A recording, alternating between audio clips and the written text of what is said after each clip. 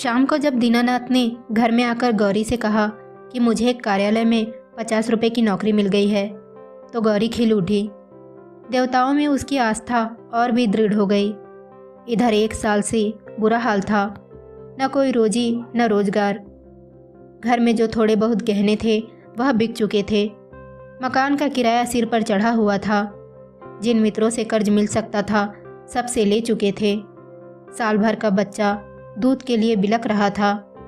एक वक्त का भोजन मिलता तो दूसरे वक्त की चिंता होती। तकाजों के मारे बेचारे दीनानाथ को घर से निकलना मुश्किल था। घर से निकला ही नहीं कि चारों ओर से चिंधाड़ मच जाती कि वह बाबूजी वह 2 दिन का वादा करके ले गए और आज 2 महीने से सूरत नहीं दिखाई। भाई साहब, यह तो अच्छी बात नहीं। आपको अपनी ज़रूरत का ख्याल है, मगर दूसरों की ज़रूरत का ज़रा भी ख्याल नहीं। इसी से कहा है कि दुश्मन को चाहे कर्ज दे दो, दोस्त को कभी न दो। दीनानाथ को यह वाक्य तीरों से लगते और उसका जी चाहता कि जीवन का अंत कर डाले, मगर बेजबान स्त्री और अबोध बच्चे का मुंह देखकर कलेजा थाम के रह जाता। बारे आज भगवान ने उस पर दया की और संकट के यह दिन कट गए। गौरी ने प्रसन्न मुख होकर कहा, मैं कहती थी कि नहीं कि ईश्वर सबकी सुधि लेती है और कभी न कभी हमारी भी सुधि लेंगे, मगर तुमको विश्वास ही ना आता था। बोलो, अब तो ईश्वर की दयालुता के कायल हुए ना? दीनानाथ ने हठधर्मी करते हुए कहा, यह तो मेरी दौड़ धूप का नतीजा है। ईश्वर की क्या दयालुता? ईश्वर को तो मैं तब जानता जब कहीं से छप्पर फाड़ कर भेज देते। लेकिन मुंह से चाहे जो कुछ कहे, ईश्वर के प्रति उनके मन में श्रद्धा उदय हो गई थी।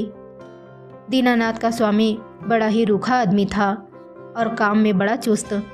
उसकी उम्र 50 के लगभग थी और स्वास्थ्य भी अच्छा न था। फिर भी वह कार्यालय में सबसे ज़्यादा काम करता।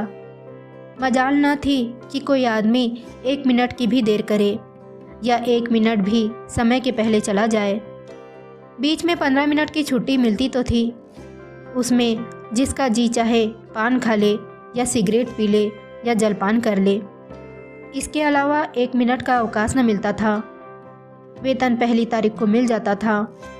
उत्सवों में भी दफ्तर बंद रहता था और नियत समय के बाद कभी काम न किया जाता था।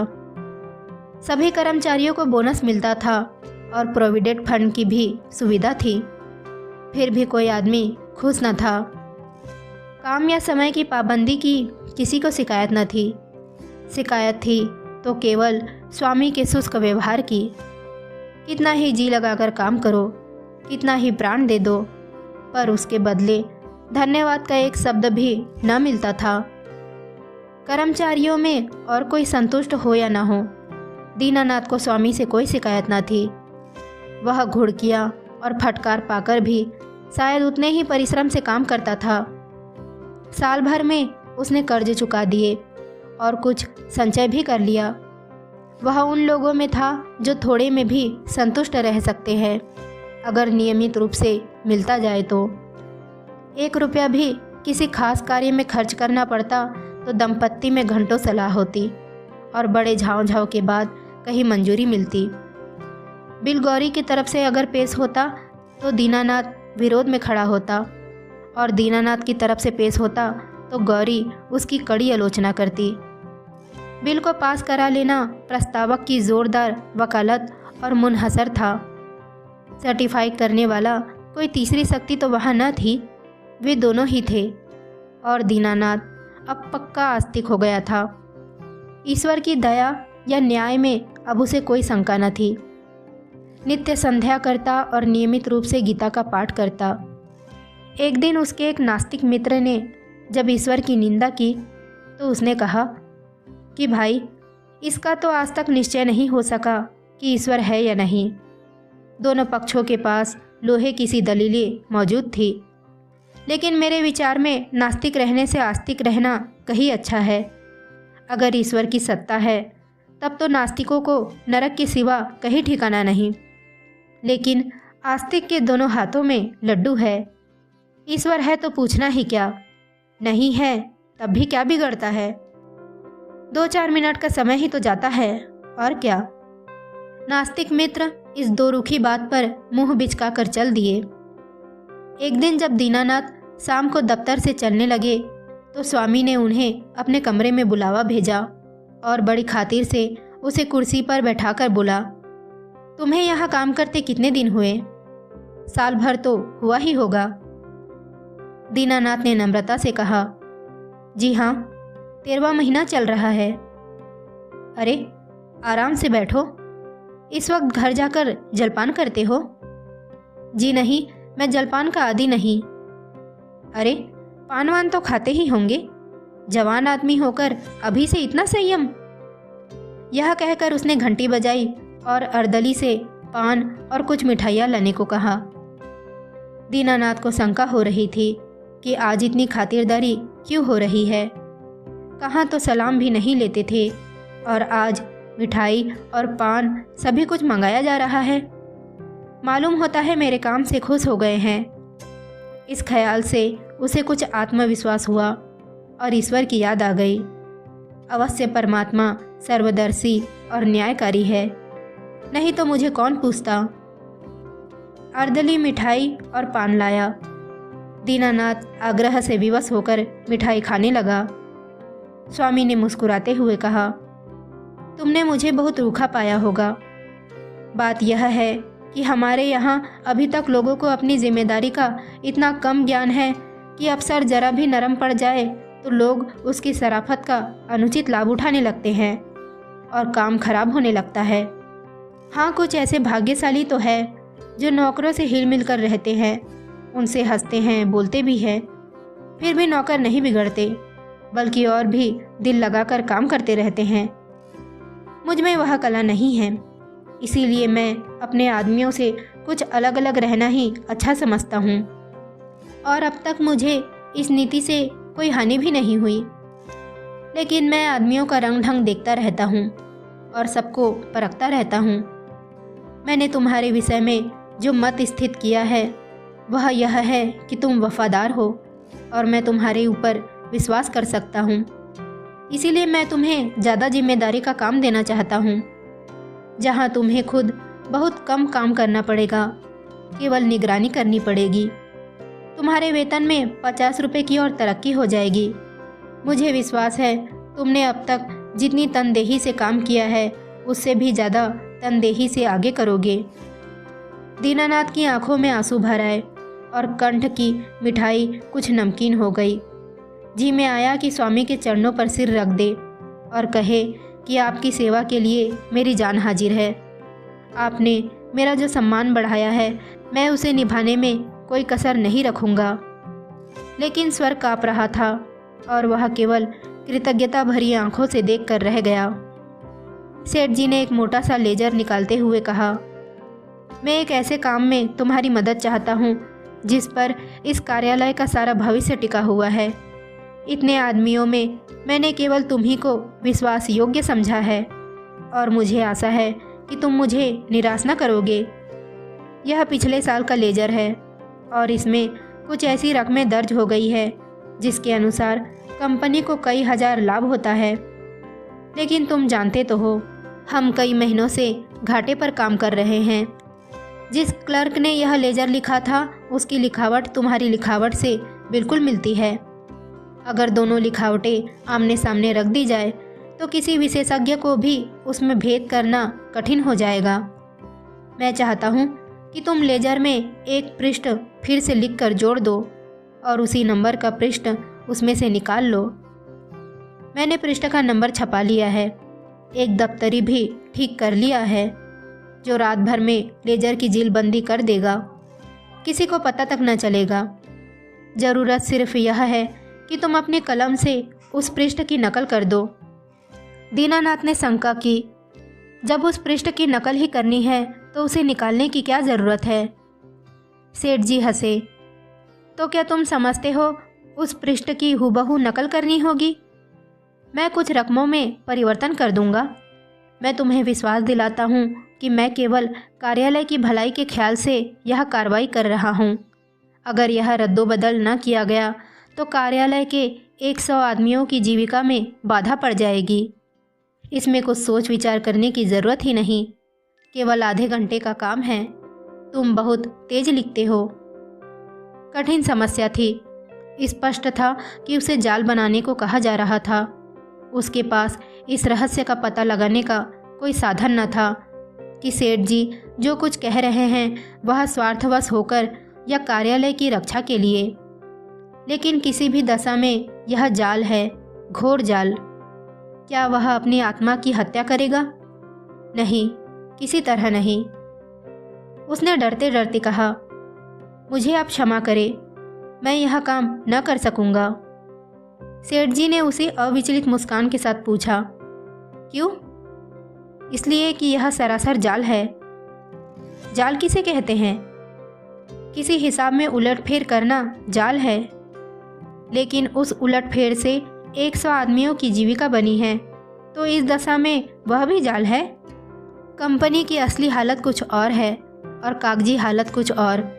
अगर यह तब्दीली न की गई तो तुरंत कई हजार रुपए नफ़े के देने पड़ जाएंगे और नतीजा यह होगा कि कंपनी का दिवाला हो जाएगा और सारे आदमियों को घर बैठना पड़ेगा। मैं नहीं चाहता कि थोड़े से मालदार हिस्सेदारों के लिए इतने गरीबों का खून किया जाए। परोपकार के लिए कुछ जाल भी करना पड़े तो वह आत्मा की हत्या नहीं है। दीनानाथ को कोई जवाब न सूझा। अगर सेठ जी का कहना सच है तो इस जाल से 100 आदमियों की रोजी बनी रहे तो वास्तव में वह जाल नहीं, कठोर कर्तव्य है। अगर आत्मा की हत्या होती भी है तो 100 आदमियों की रक्षा के लिए उसकी परवाह न करनी चाहिए। लेकिन नैतिक समाधान हो जाने पर अपनी रक्षा का विचार आया। बोला, लेकिन कहीं मामला खुल गया तो मैं तो मिट जाऊंगा। 14 साल के लिए काले पानी भेज दिया जाऊंगा। सेठ जी ने जोर से कह कहा मारा, अगर मामला खुल गया तो तुम ना फंसोगे, मैं फंसूंगा। तुम साफ इनकार कर सकते हो, लेकिन लिखावट तो पकड़ी जाएगी। पता ही कैसे चलेगा कि कौन सा पृष्ठ बदला गया है? लिखावट तो एक सी है ना। दीनानाथ परास्त हो गया और उसी वक्त उस पृष्ठ की नकल करने लगा। फिर भी दीनानाथ के मन में चोर पैदा हुआ था। गौरी से इस विषय में वह एक शब्द भी न कह सका। 1 महीने बाद उसकी तरक्की हो गई। 100 रुपये मिलने लगे, 200 रुपये बोनस के भी मिले। यह सब कुछ था। घर में खुशहाली के चिन्ह नजर आने लगे। लेकिन दीनानाथ का अपराधी मन एक बोझ से दबा रहता था। जिन दलीलों से सेठ जी ने उसकी जुबान बंद कर दी थी, उन दलीलों से गौरी को संतुष्ट कर सकने का उसे विश्वास न था। उसकी ईश्वर निष्ठा उसे सदैव डराती रहती थी। इस अपराध का कोई भयंकर दंड अवश्य मिलेगा। किसी प्रायश्चित, किसी अनुष्ठान से उसे रोकना असंभव है। अभी न मिले, 1-2 साल न मिले, 10-5 साल न मिले, पर जितनी ही देर में मिलेगा उतना ही भयंकर होगा। मूलधन ब्याज के साथ बढ़ता जाएगा। वह अक्सर पछताता, मैं क्यों सेठ जी के प्रलोभन में आ गया। कार्यालय टूटता या रहता मेरी बला से। आदमियों की रोजी जाती या रहती मेरी बला से। मुझे तो यह प्राण पीड़ा न होती। लेकिन अब तो जो कुछ होना था हो चुका और दंड अवश्य मिलेगा। इस शंका ने उसके जीवन का उत्साह, आनंद और माधुर्य सब कुछ हर लिया था। मलेरिया फैला हुआ था। बच्चे को ज्वर आया। दीनानाथ के प्राण नहों में समा गए। दंड का विधान आ पहुंचा। कहाँ जाए, क्या करे, जैसे बुद्धि भ्रष्ट हो गई। गौरी ने कहा कि जाकर कोई दवा लाओ या किसी डॉक्टर को दिखा दो। 3 दिन तो हो गए। दीनानाथ ने चिंतित मन से कहा, हाँ जाता हूँ, लेकिन मुझे बड़ा भय लग रहा है। अरे भय की कौन सी बात है? बेबात की बात मुंह से ना निकालो। आजकल किसे ज्वर नहीं आता? ईश्वर इतना निर्दयी क्यों है? ईश्वर निर्दयी है पापियों के लिए। हमने किसका क्या हर लिया है? ईश्वर पापियों को कभी क्षमा नहीं करता। पापियों को दंड ना मिले तो संसार में अनर्थ हो जाए। लेकिन आदमी ऐसे काम भी तो करता है कि जो एक दृष्टि से पाप हो सकते हैं, दूसरे की दृष्टि से वह पुण्य हो। मैं समझी नहीं, आप क्या कह रहे हैं? मान लो मेरे झूठ बोलने से किसी की जान बचती हो तो क्या वह पाप है? मैं तो समझती हूँ कि ऐसा झूठ पुण्य है। तो जिस पाप से मनुष्य का कल्याण हो वह पुण्य है, और नहीं तो क्या। दीनानाथ की अमंगल शंका थोड़ी देर के लिए दूर हो गई। डॉक्टर को बुला लाया। इलाज शुरू हुआ। बालक 1 सप्ताह में चंगा हो गया, मगर थोड़े दिन बाद वह खुद बीमार पड़ा। वह अवश्य ही ईश्वरी दंड है और वह बच नहीं सकता। साधारण मलेरिया ज्वर था, पर दीनानाथ की दंड कल्पना ने उसे सन्निपात का रूप दे दिया। ज्वर में नशे की हालत की तरह यो भी कल्पना शक्ति तीव्र हो जाती है। पहले केवल मनोगत शंका थी, वह भीषण सत्य बन गई। कल्पना ने यमदूत रच डाले, उनके भाले और गदाएं रच डाली, नरक का अग्निकुंड दहका दिया। डॉक्टर की एक घूंट दवा, 1000 मन की गदा की आवाज़ और आग के उबलते हुए समुद्र के दहापर पर क्या असर कर सकती थी। दीनानाथ मिथ्यावादी न था। पुराणों की रहस्यमयी कल्पनाओं में उसे विश्वास न था। नहीं, वह तो बुद्धिवादी था, और ईश्वर में भी तभी उसे विश्वास आया जब उसकी तर्क बुद्धि कायल हो गई। लेकिन ईश्वर के साथ उसकी दया भी आई, उसका दंड भी आया। दया ने उसे रोजी दी, मान दिया। ईश्वर की दया न होती तो शायद वह भूखों मर जाता। लेकिन भूखों मरना अग्निकुंड में ढकेल दिए जाने से कहीं सरल था, खेल था। हमारे धर्म में दंड भावना जन्म जन्मांतरों के संस्कार से ऐसी बद्धमूल हो गई थी कि मानो उसकी बुद्धि का, उसकी आत्मा का एक अंग हो गई हो। उसका तर्कवाद और बुद्धिवाद इन मनवंतरों के जमे हुए संस्कार पर समुद्र की ऊंची लहरों की भांति आता था, पर एक क्षण में उन्हें जलमग्न करके फिर लौट जाता था, और वह पर्वत ज्यों का त्यों अचल खड़ा रह जाता था। जिंदगी बाकी थी, वह बच गया। ताकत आते ही दफ्तर जाने लगा।